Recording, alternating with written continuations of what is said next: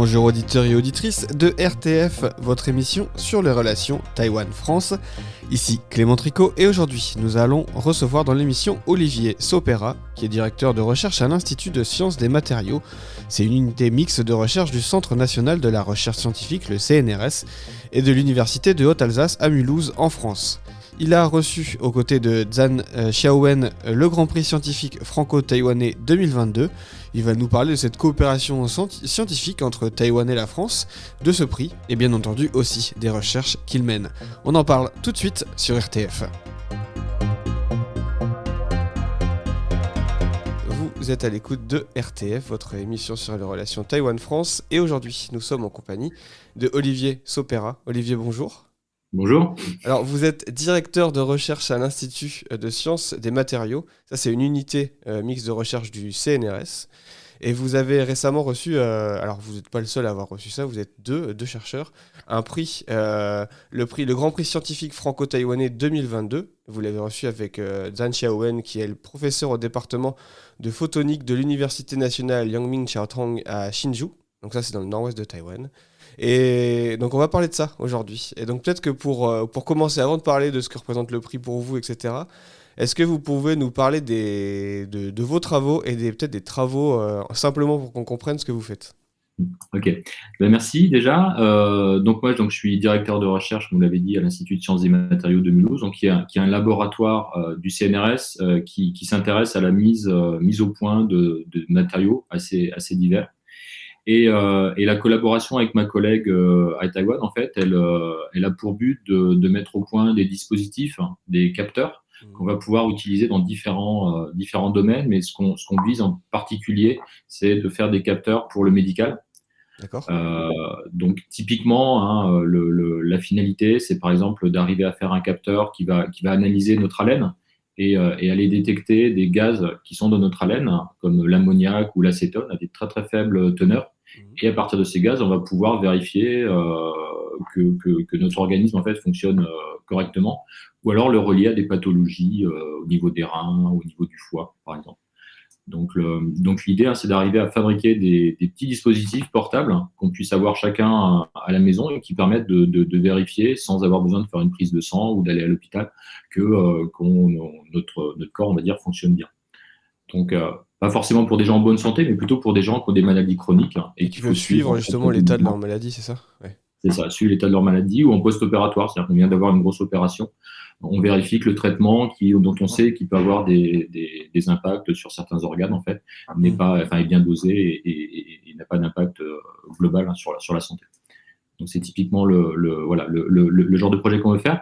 Et alors là-dedans, on a deux approches extrêmement complémentaires, c'est-à-dire que la collègue à Taïwan est vraiment sur ses applications, donc c'est elle qui développe vraiment à la fin les dispositifs, qui les teste, et qui est même à un stade où elle a des contacts avec les hôpitaux à Taïwan pour faire des essais. Elle commence à faire des essais cliniques. Et moi, mon travail de recherche, il est beaucoup plus en amont sur les matériaux et sur les procédés. C'est-à-dire qu'on va combiner ce qu'on appelle de la chimie sol-gel, c'est-à-dire qu'on prépare nos solutions à partir de différents composés qu'on choisit bien. On les dépose ensuite sous forme de films très très minces. Et après, et c'est vraiment l'essentiel de mon travail, c'est qu'on va développer des traitements avec des lasers qui permettent d'avoir à la fin les bonnes propriétés qui vont nous permettre d'utiliser ces matériaux dans des capteurs.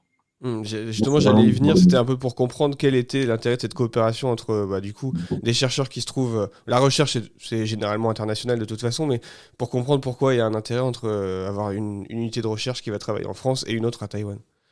C'est ça, donc on a vraiment cette complémentarité, chacun a son expertise et chacun développe dans le cadre de cette collaboration, mais aussi des recherches qui sont vraiment dans son cœur de métier. Et c'est en cela que c'est vraiment une collaboration qui est fructueuse et qui marche très très bien. C'est-à-dire que vraiment chacun a sa spécialité, mais on a une zone de recouvrement là, qui nous permet d'aller vers des choses très très concrètes et qu'on ne pourrait pas faire tout seul. Moi, je pourrais m'y mettre bien sûr à aller jusqu'à la fabrication de devices, mais j'ai pas ni l'environnement au niveau de laboratoire, ni les connaissances pour faire un travail qui est vraiment à un niveau international. Et elle dure depuis combien de temps cette collaboration à peu près entre du coup votre recherche avec ce que vous faites et le lien que vous avez avec Taïwan? Donc cette collaboration, elle est née d'une visite que j'ai fait à Taïwan en décembre 2009, donc ça fait 13 ans déjà en arrière. Au départ, c'est vraiment une rencontre complètement fortuite qu'on a eue avec la collègue.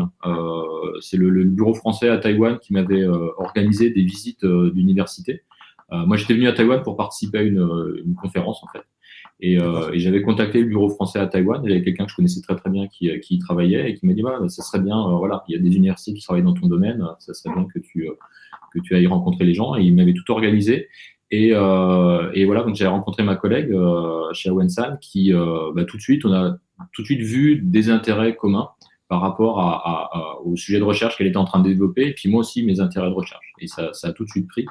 Et après, donc on a eu la chance d'avoir des supports financiers à la fois du CNRS, du MOST, qui est une agence de financement à Taïwan, qui nous a permis au début de trouver les moyens juste d'avoir des échanges, c'est-à-dire que nous, pouvoir nous déplacer et puis mieux comprendre ce que chacun faisait. Et aussi très très vite de pouvoir envoyer nos étudiants, soit moi à Taïwan, soit les Taïwanais en France, et commencer vraiment le travail comme ça, quoi. Donc c'est comme ça que la collaboration s'est faite. Puis après, ça a pris de l'ampleur à travers des projets vraiment de plus grande envergure, financés par les agences à la fois françaises et taïwanaises, qui nous ont permis vraiment d'avoir des étudiants spécifiques, ce qu'on appelle en co-tutelle, c'est-à-dire qu'ils ont fait une thèse qui était à la fois validée à la fin par l'université taïwanaise et l'université française, donc ils ont à la fin un double diplôme, et en passant la moitié de leur temps entre les deux pays. Et donc voilà, ces étudiants-là, donc on en a eu 4 dans ce cas-là, c'est eux qui ont fait tout le travail qu'on a développé ensemble. Et alors, bah justement, ça c'est aussi c'est intéressant. Vous avez ce travail entre les échanges d'étudiants, etc. J'imagine que les échanges se font principalement en anglais, j'imagine, entre les deux. Oui, clairement. Alors, tout est 95% en anglais, sauf dans le cas d'un étudiant taïwanais qui, au bout de 2 ans, arrivait vraiment à se débrouiller très très bien en français. Donc, vraiment, là, il m'a épaté. Impressionnant. En faisant sa thèse et en faisant un superbe travail, il a réussi à avoir un bon niveau de français, je trouve. Et voilà. Donc, mais en général, non, par contre, c'est tout en anglais, quoi. Je rêverais de pouvoir parler mandarin, mais ça demande un bel effort. Alors déjà, vous faites des avancées dans la science, on peut pas tout vous demander non plus. Bon, alors justement, par rapport à ça, vous avez reçu récemment justement le Grand Prix scientifique franco-taïwanais. Alors ça, c'est le prix 2022. Alors ça, c'est décerné, pour expliquer un peu, d'un côté par le ministère des Sciences et Technologies. Donc ça, c'est côté taïwanais. Et en France, c'est décerné par l'Académie des sciences. Et alors, ce prix, pour qu'on comprenne un peu, qu'est-ce que ça représente pour vous d'avoir reçu ce prix-là? Et qu'est-ce que ça symbolise? Est-ce que c'est parce que vous avez fait une avancée particulière dans vos recherches? Ou est-ce que c'est plutôt justement pour mettre un coup de projecteur aussi sur la réussite de cette coopération scientifique comme ça internationale? Oui, donc ce prix, donc il est évalué à la fois par l'Académie des sciences en France et des experts aussi à Taïwan. Donc c'est le fait que ce soit l'Académie des sciences qui le remet, ça donne vraiment une énorme valeur en fait à ce prix d'un point de vue scientifique. Et vraiment le but de ce prix, c'est alors il concerne toutes les disciplines, c'est-à-dire c'est pas que pour les sciences en fait, c'est vraiment toutes les disciplines sont éligibles au départ. Et par contre, ce qui est vraiment mis en avant dans ce prix, c'est une collaboration pérenne dans lequel les deux pays en fait trouvent un intérêt. C'est-à-dire c'est pas que la collaboration ne doit pas aller que dans un sens. Et vraiment voilà une collaboration qui a permis de développer les échanges entre les deux pays. Et c'est en cela que les échanges d'étudiants, par exemple, c'est quelque chose qu'on avait vraiment promu dans cette collaboration et qu'on a mis en avant et qui ont été aussi salués via ce prix, quoi. D'accord. Je vois très bien. Du coup, j'imagine que si cette collaboration, elle fonctionne et qu'elle est même primée, j'imagine que ça a dû mettre un petit coup de projecteur. Est-ce que vous avez eu peut-être des retours ou des choses, des opportunités ou des contacts qui s'ouvrent après avoir reçu un prix comme celui-ci? J'ai du mal à estimer ce que ça peut représenter très franchement, pour des chercheurs comme vous qui font déjà des recherches. Qu'est-ce que ça vous apporte de plus? Alors, il y a déjà un aspect relativement personnel où Bien sûr. voilà, on a eu un écho qui a touché, y compris même le grand public. Il y a eu la presse locale Comme aujourd'hui. qui a passé ça, voilà. Et aujourd'hui, donc ça c'est important pour nous parce que c'est vrai que même par rapport à nos familles ou à nos amis, ça leur permet voilà, de montrer que on n'est pas que dans notre petit monde, mais que le travail qu'on fait en fait, voilà, il est reconnu, il a une certaine portée. Donc ça c'est important. Et après, ce genre de prix en fait est aussi important pour nous, c'est vraiment pas un but en soi, ce prix, Bien sûr, bien mais sûr. ça va vraiment devenir un moyen pour continuer cette collaboration et prouver à nos tutelles qui financent notre recherche, le CNRS, l'université, ou l'Agence nationale de la recherche, montrer que cette collaboration-là, elle a été validée à un certain niveau et que nous, on souhaite continuer à la développer et qu'il faut nous aider pour la développer, quoi. Donc ça, c'est aussi l'autre intérêt de ces prix, quoi. C'est encourageant pour la suite, ça vous donne aussi un peu de poids pour pouvoir justement défendre l'intérêt de vos recherches, et que ce soit auprès du grand public, mais auprès des institutions C'est ça. diverses et variées, et même pourquoi pas certains financements, j'imagine, parce que c'est toujours un peu la question de la recherche, c'est aussi de chercher des financements, etc. Et donc là, c'est toujours intéressant d'avoir ce genre de prix.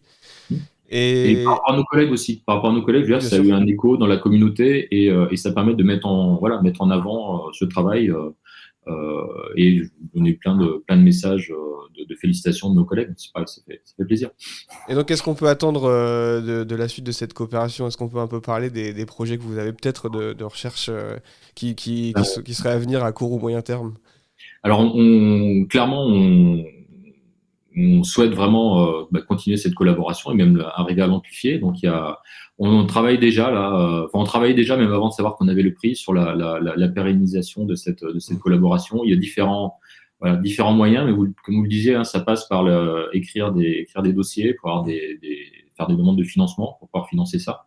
Donc, par exemple, là, le CNRS peut aider à la mobilité. Donc, il y a des dispositifs qui aujourd'hui s'appellent IRP, sur lesquels on va essayer de candidater, qui permettent, sur une période de 5 ans, d'avoir des moyens pour voyager, pour faire voyager les étudiants, pour organiser des workshops entre les deux pays, et donc vraiment établir dans le temps la collaboration.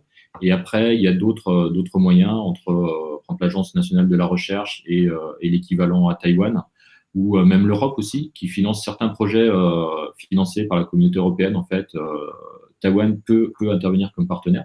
Donc aussi, c'est des choses sur lesquelles on a déjà candidaté ou on va candidater pour maintenir cette collaboration. Le plus important, c'est vraiment qu'on ait des étudiants en commun. Ça, c'est vraiment parce que tout ce travail, en fait, n'est possible que parce que à la fin, il y a des étudiants qui font le travail. Nous, avec ma collègue, on est plus là pour penser les projets en amont, faire des demandes de financement et puis acheter les équipements qui vont bien, avoir les moyens pour le fonctionnement. Mais à la fin, c'est vraiment des étudiants et voilà, je tiens encore à les remercier. On a eu l'occasion de les remercier pendant la cérémonie de remise du prix, mais c'est vraiment eux qu'il faut remercier parce que c'est eux qu'on fait tout le travail après au quotidien, quoi. Ils sont des bons étudiants, on ne peut rien faire. Et moi j'ai peut-être une question peut-être pour ouvrir, juste pas, mais je voudrais vous demander, peut-être pour ouvrir un peu plus, rentrer un peu plus dans le domaine que vous faites, etc., pour qu'on comprenne, par rapport à ce qui se faisait déjà, vos recherches, qu'est-ce qu'elles amènent, qu'est-ce qu'elles développent un peu plus que ce qui existait déjà, en fait, sur ce domaine-là précisément?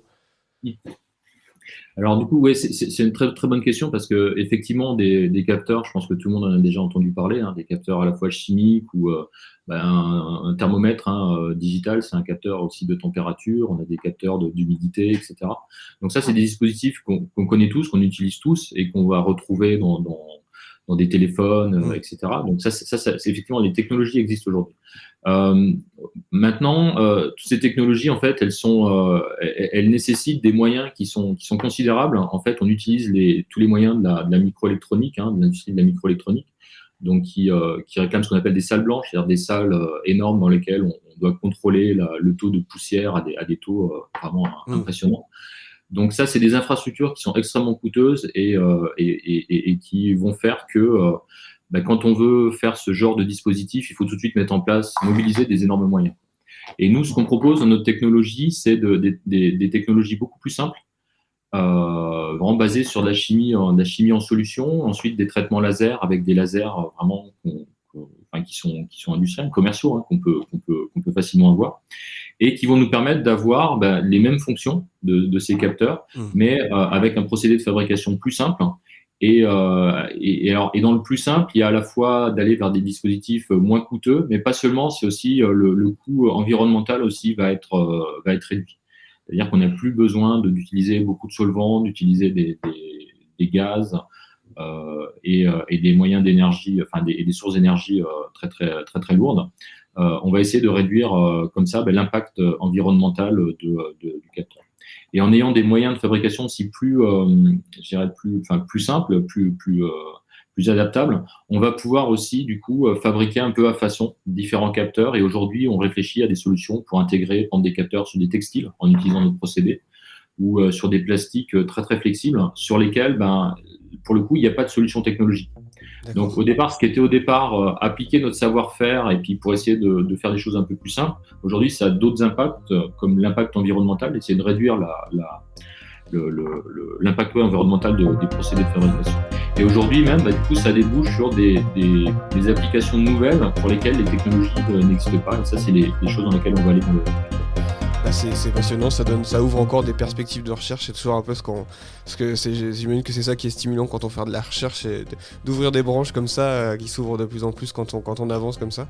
En tout cas, bravo. C'est ça, mais j'ai toujours tendance à dire qu'une bonne thèse, donc pour un doctorant, c'est un travail qui ouvre plus de questions qu'il ne résout de problèmes, parce que dès qu'on met le doigt dans quelque chose, en général, quand on travaille bien, on va on va déboucher sur des nouvelles questions, effectivement. Et c'est ça qui est passionnant dans ce métier. C'est une très belle conclusion, on va conclure là-dessus. En tout cas, merci beaucoup Olivier Sopera d'être venu sur les ondes de Radio Taïwan International pour nous parler de votre travail et de vos recherches. Encore bravo pour ce prix. C'est moi qui vous remercie. Et moi j'invite tous les auditeurs et les auditrices comme d'habitude à vous rendre sur la page de l'émission RTF sur les relations Taïwan-France. Vous retrouverez plus d'informations sur notre invité du jour, sur son travail et surtout les collaborateurs qu'on a cités aujourd'hui. Merci.